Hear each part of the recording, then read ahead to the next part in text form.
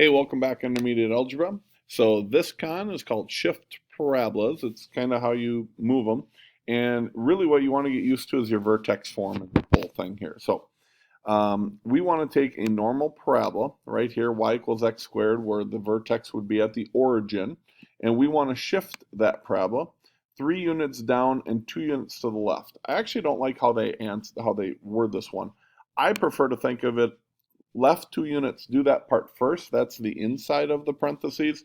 And then we do the down 3.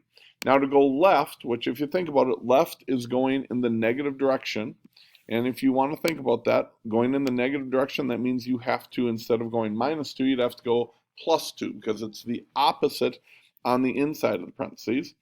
And then down 3 would be the -3. So it's the opposite of this. So since left means negative, we would go positive. And then since this one says down 3, we go -3. Pretty simple, correct? All right, let's do another one here. Next one on this one. We are going to take and translate from here to here, which means this, which is a -2, means we're actually moving 2 units to the right. So when we look at the right and the left, we're going to go right 2 units. And then we're going to go, the -7 means we go down 7 units. So we shift this one to say down 7 units. Again, pretty simple, right? Okay, let's do one more here. Okay. This one, they give us 2 graphs.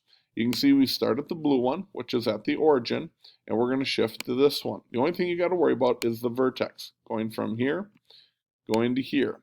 You'll notice that we shifted to the left 4 units. 4 in the negative. So we're going to say +4 for this one.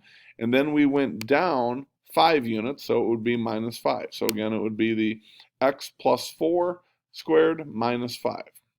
This is the opposite, so the -4 part, and this is the down 5 part. Hey, pretty simple. It shouldn't take you too long. We'll see you at Google Hangouts. Bye-bye.